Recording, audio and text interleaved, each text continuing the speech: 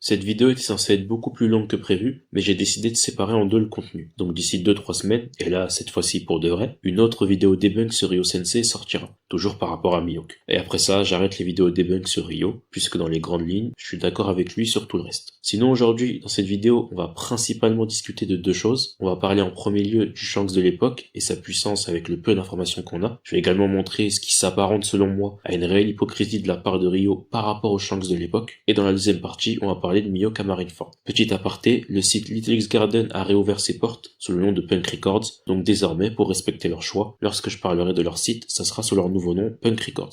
Maintenant que tout est dit, commençons la vidéo. Genre à l'époque, Shanks c'était certainement un Shichibukai, et encore, il s'est fait bouffer un bras par un monstre marin, donc franchement je me dis, même un Shichibukai qui se fait bouffer un bras par un monstre marin, c'est honteux, Maximum Shichibukai à l'époque, maximum, c'est maximum, hein. Shanks là, c'est pas le haut niveau, faut dire la vérité. Donc oui, le Shanks qui combattait Mihawk à l'époque est objectivement, je dirais même factuellement nul, hein, vu qu'il a perdu un bras contre un monstre marin. L'effet, uniquement l'effet. Hein, on n'invente rien. Alors déjà, Shanks ne peut pas avoir perdu son bras dû à son niveau faible, puisqu'il était littéralement beaucoup plus fort que le monstre marin. En effet, Oda nous dit que si on a battu notre adversaire via le HDR, alors l'écart de niveau est tel que ça serait une perte de temps d'affronter celui qui a été vaincu via le Haki des Rois. Et dans One Piece, on voit à plusieurs reprises que l'on peut apprivoiser les animaux ou leur ordonner quelque chose en utilisant le Haki des Rois. Luffy l'a fait à plusieurs reprises dans l'œuvre, et Shanks c'est pareil, en ordonnant au monstre marin de disparaître via son HDR. Donc l'écart de niveau est très grand. À titre de comparaison, Sachi, un random de l'équipage de l'eau, a failli mais n'a pas succombé au HDR de Rayleigh. Donc l'écart de niveau entre le Shanks de l'époque et le monstre marin est plus grand que l'écart de niveau entre Rayleigh vieux et Sachi. Et d'ailleurs, j'aurais même pu simplement expliquer cet écart de niveau à travers le fait qu'un Luffy du tout début de l'œuvre a one-shot ce même monstre marin. De plus, Shanks nous donne des indices sur s'il a fait exprès de perdre son bras ou non. Le fait que Shanks parle d'un pari sur l'avenir à Barbe Blanche, lorsqu'il parle de la perte de son bras, la marque du gouvernement mondial sur son bras, le fait qu'il savait que Luffy avait le même rêve que Roger en prononçant les mêmes paroles, sa réaction face à la prime de Luffy en forme Nika, son envie de dérober le fruit de Luffy, qui prouve qu'il était au courant des vraies propriétés de celui-ci. Et enfin, le fait qu'il sourit littéralement avant de perdre son bras, et même lorsqu'il l'a déjà perdu. Tous ces éléments, et le fait que Shanks aurait perdu du temps à l'affronter ce monstre marin tellement l'écart était grand, prouvent très clairement qu'il a fait exprès de perdre son bras. Maintenant, Ryo Sensei est probablement au courant de tout ce que je viens de vous dire. Donc pourquoi il s'obstine toujours à dire que Shanks n'a pas perdu son bras volontairement? Tout simplement car dire que le Shanks de l'époque est nul, ça implique que son rival, le Mihawk de l'époque, l'était également. C'est vrai que Shanks, qui était à l'époque égal de Mihawk, a perdu un bras contre un monstre marin, et donc, de facto,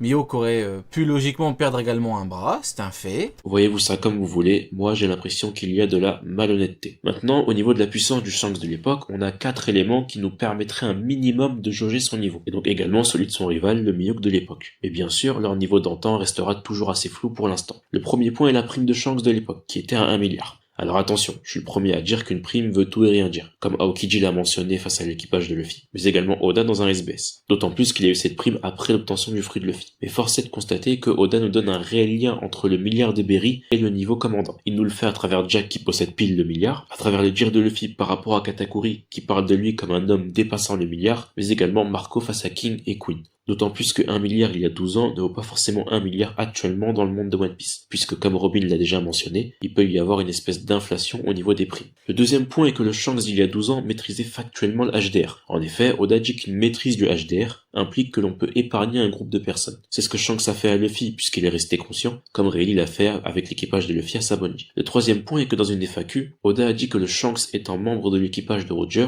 était capable de reproduire le Kamusari, une attaque de HDR revêti, ce qui implique donc qu'à un si jeune âge, il possédait déjà le HDR revêti, et le Mihawk de l'époque l'affrontait d'égal à égal. Et d'ailleurs, Joes le dit que le HDR de Shanks a toujours été surpuissant. Enfin, dernier point, ce sont les dires de Barbe Blanche par rapport au duel nommé comme légendaire de Shanks et Mihawk, et dont il s'en souvient encore alors que ceci se déroulait il y a plus de 10 ans, prouvant donc une certaine puissance tout de même. Et d'ailleurs, même Oda place Mihawk en SBS comme une légende parmi les hommes, à côté de Shanks et Barbe Blanche justement.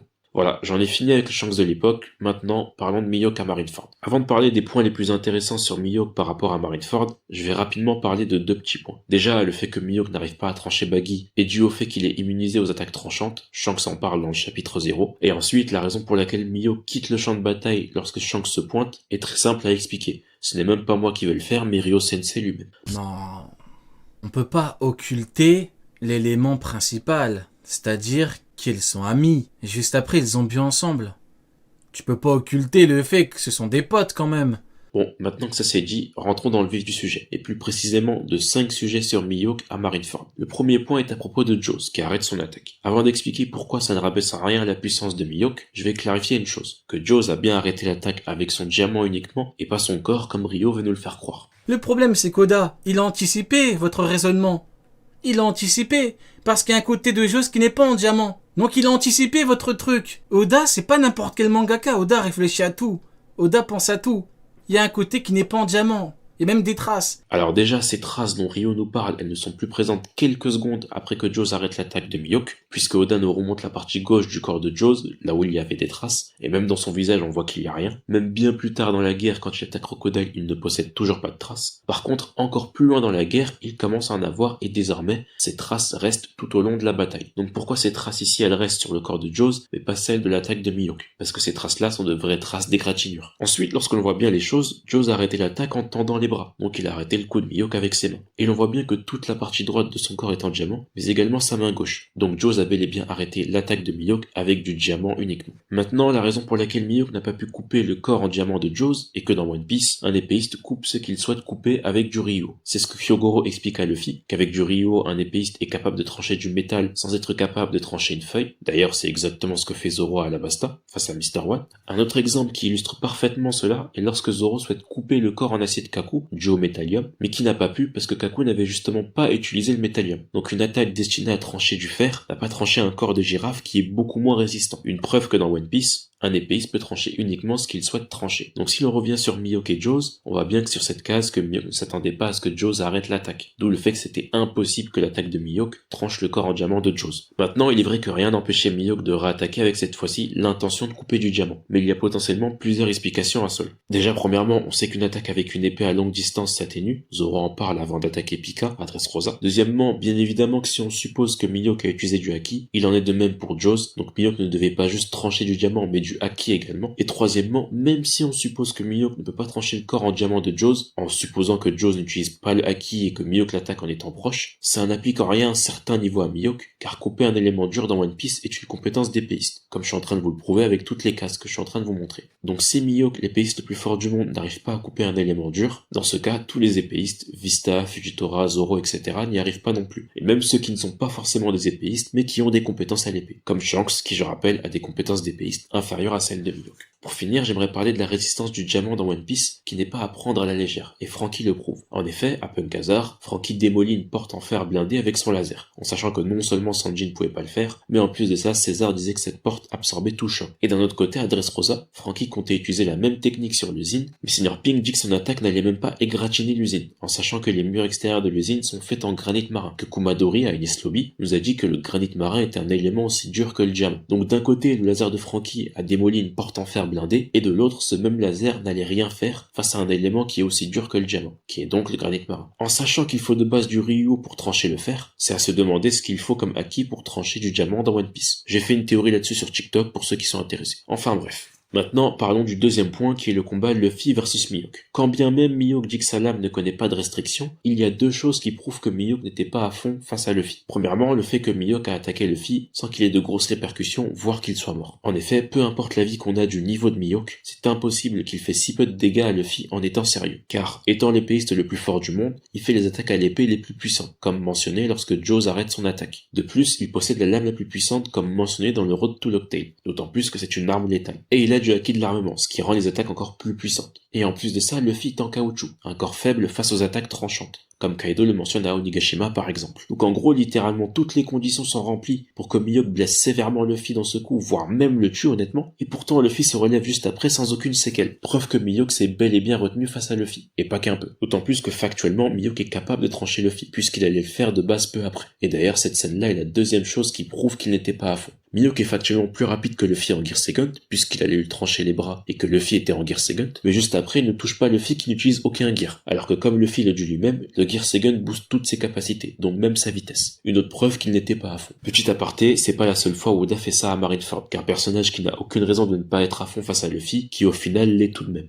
Il fait la même chose avec Kizaru où il aurait pu le tuer plusieurs fois, alors qu'en plus avant ça c'est justement Kizaru qui demande à Sengoku si la marine peut exécuter le groupe de Luffy. Et en plus Kizaru doit tuer Luffy de base pour l'affront contre un dragon céleste qu'il a fait à Sabonji. Donc Mihawk pas à fond face à Luffy pour aucune raison, c'est pas la seule fois qu'Oda fait ça à Marineford. Enfin bref, passons. Maintenant parlons du troisième point, qui est Marco qui demande à Vista d'aller gérer Mihawk. Bon, déjà premièrement dans One Piece, on sait qu'un personnage peut gérer beaucoup plus fort que soi. Apu qui gère Zoro et X-Drake, Who's-Who qui gère Jinbei pour se faire one-shot juste après, Lucci qui gère Zoro pour se faire one-shot juste après aussi, Yamato qui gère Kaido, d'autant plus que Kaido était à fond puisqu'il le dit lui-même, et il y a même eu un combat en off-screen entre deux personnages à Marineford où l'écart de niveau était logiquement stratosphérique, mais j'en parlerai tout à l'heure. De plus, ce qu'il faut savoir avec Marco également, c'est que c'est un personnage qui priorise le fait d'agir et ce quand bien même le danger en face est trop important, voire mortel. En effet, sur Onigashima, Marco attaque Big Mom en disant qu'il sait mieux que quiconque le danger qu'elle représente. Juste après ça, il se fait attraper par elle, et on comprend qu'il allait mourir de la flèche de Perospero. Après ça, Big Mom lâche Marco, alors qu'elle aurait pu le tuer avec Napoléon en lui tranchant la tête, vu qu'elle l'avait sur elle. Et même si certains peuvent me dire que Big Mom a dit qu'elle avait besoin de ses âmes pour tuer Marco, j'expliquerai en détail dans une prochaine vidéo pourquoi est-ce que ce que dit Big Mom ici n'a absolument aucun sens. Bref, j'ai beaucoup tergiversé, mais en gros, ce qu'il y a à comprendre, c'est que Marco a foncé de plein gré sur Big Mom en connaissance de cause. Et pourtant, il aurait pu facilement être mis KO, voire mourir. Ce qui prouve donc que Marco privilégie le fait d'agir lors d'une bataille, quand bien même le danger est trop important, voire mortel. En sachant cela, c'est beaucoup moins choquant de voir qu'il demande à Vista d'aller gérer Mihawk, en supposant que Mihawk est beaucoup plus fort que Vista. Maintenant, passons au quatrième point qui est le fameux combat Vista-Mihawk. Alors déjà, je vais expliquer pourquoi Mihawk reporte le combat et pourquoi Vista l'accepte. Juste avant qu'il reporte ce duel, dans le même chapitre, on voit Barbe Blanche qui ordonne à ses troupes de rejoindre la place, ce qui implique de quitter la baie de glace, et Sengoku fait pareil, il demande à ses troupes de quitter le parterre de glace et de rejoindre la place. Sauf que Mihawk et Vista s'affrontaient justement sur la baie de glace, l'endroit où leurs deux chefs respectifs leur a demandé de quitter. D'où le fait que Mihawk reporte le combat face à Vista, et d'où le fait que Vista accepte en disant que ça semble être avantageux pour tous les deux, tout simplement car tous les deux suivent les ordres de leurs chefs respectifs. D'ailleurs, dans la case du dessus, Oda fait grosso modo pareil avec Curiel et Moria, qui lui dit qu'il ferait mieux de quitter la baie de glace. Une autre preuve que Mihawk qui reporte est juste due à un ordre de Sengoku plutôt qu'autre chose. Maintenant, la raison pour laquelle Mihawk n'a pas battu Vista rapidement, en supposant qu'il a la puissance pour, est due à un autre plan, qui est de faire croire aux pirates alliés de Barbe Blanche que la marine et l'équipage de Newgate ont formé une alliance. En effet, Squardo en parle après avoir trahi son père, que l'alliance entre les deux groupes impliquait que les pirates de Barbe Blanche soient épargnés. Et on le comprend bien, car le narrateur dit que 1h30 s'est écoulée entre le début de la guerre et juste avant la trahison de Squardo. Donc la marine n'a jamais blessé sévèrement un des 15 pirates de l'équipage de Barbe Blanche en 1h30 de guerre. Alors qu'ils auraient pu. Par exemple, Doflamingo aurait clairement pu tuer Atmos mais il ne l'a pas fait. Et d'ailleurs, certaines personnes de la Komi One Piece disent que le plan de Sengoku de faire croire à une alliance entre l'équipage de Barbe Blanche et la marine a commencé à partir de la venue des pacifistas. Car si c'était le cas avant, Kizaru, Aokiji et Mihawk n'auraient pas attaqué Barbe Blanche dès le début de la guerre. Le problème, c'est qu'on ne peut pas instaurer de la logique pure sur le tout début de Marineford. Car que ce soit du côté de la marine qui attaque Barbe Blanche, ce qui est en contradiction avec le plan, on a également Barbe Blanche qui commet un acte totalement opposé à la raison même de sa venue sur Marineford. En effet, il envoie 2 géants tsunamis sur Marineford, et il est dit dans la dernière description de son fruit du démon que les tsunamis qu'il crée avalent des îles entières. Donc les 2 tsunamis de Newgate allaient littéralement tout détruire sur leur passage. Or Ace était sur Marineford, donc si Aokiji n'avait pas réagi au quart de tour, Ace serait mort des mains de Newgate. En bref, le début de Marineford n'est pas à prendre en compte car des deux côtés, marine et pirates, on a des agissements totalement contraires à leur plan.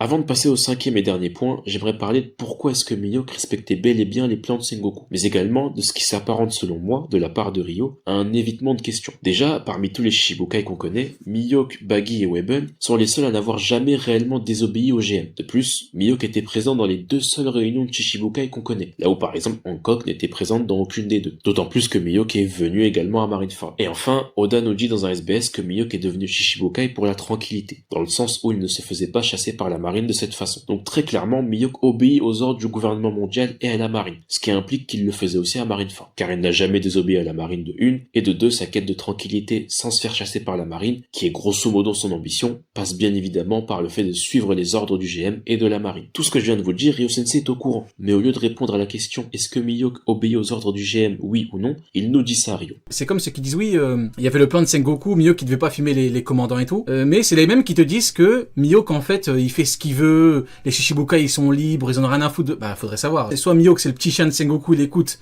au pied de la lettre ce qu'il dit, soit il est libre, il fait ce qu'il veut Mihawk, hein. Faudrait savoir, faudrait choisir. Hein. Bizarre. Alors effectivement, Ryo Sensei a raison, c'est contradictoire de dire ça, mais ça ne répond pas à la question, est-ce que Mihawk obéit aux ordres du GM, oui ou non? J'ai donné plusieurs arguments prouvant que Mihawk suit les ordres du GM. Si Ryo, ou même vous qui regardez la vidéo pensez le contraire, donc que Mihawk ne respecte pas les ordres du GM, je vous invite à exprimer votre avis en commentaire. Le cinquième et dernier point, c'est Crocodile qui arrête Mihawk. Alors je n'ai pas la raison pour laquelle Mihawk n'attaque pas Crocodile, après qu'il l'a arrêté, mais je peux le garantir qu'il aurait pu facilement s'en débarrasser. En effet, le niveau de Crocodile à Marineford est grosso modo le même niveau qu'il avait à Alabasta, vu qu'entre ces deux arcs, il était en prison, qu'il n'a donc pas pu s'améliorer. Donc une bonne manière de connaître la différence de niveau entre Crocodile et Mihawk à Marineford, c'est de comparer le combat Luffy-Crocodile à Alabasta et Luffy-Mihawk à Marineford. Et c'est donc ce que je vais faire. Dans le combat contre Crocodile à Alabasta, Luffy était de base extrêmement mal en point lors du troisième combat contre Mister Zero. En effet, sa blessure était si grave que même après avoir mangé beaucoup de viande, il était mal en point au point de tomber et de s'endormir. Je rappelle que c'est avec de la viande que Luffy se régénère et se soigne. Par exemple, il le fait à Onigashima. Donc Luffy qui est toujours autant blessé après avoir mangé beaucoup de viande, prouve qu'il est déjà de base dans un très mal état. Et pourtant, il avait la vitesse pour esquiver et attaquer Crocodile, tout en lui faisant beaucoup de dégâts et rivaliser face à lui. Et même après s'être fait empoisonner, Luffy a réussi à le vaincre, d'autant plus que même après ça, Luffy avait assez de force en réserve pour sauver Robin et Cobra des débris. Donc, rien que Luffy à Alabasta est déjà en vérité plus fort que Crocodile, et pas qu'un peu. Maintenant, Luffy à Marineford est beaucoup plus puissant que celui d'Alabasta. On le sait car les Mugiwara gagnent en puissance à chaque arc, et on a même Smoker à Marineford qui affirme que Luffy s'est beaucoup amélioré depuis leur dernière rencontre à Alabasta. Et si on compare le combat Luffy-Mihawk, bah déjà en Gear Second, comme je l'ai expliqué tout à l'heure, Luffy n'avait pas la vitesse pour toucher Mihawk, une preuve que Mihawk est beaucoup plus rapide que Crocodile, d'autant plus que Mihawk a le HDO, confirmé par sa vivre card,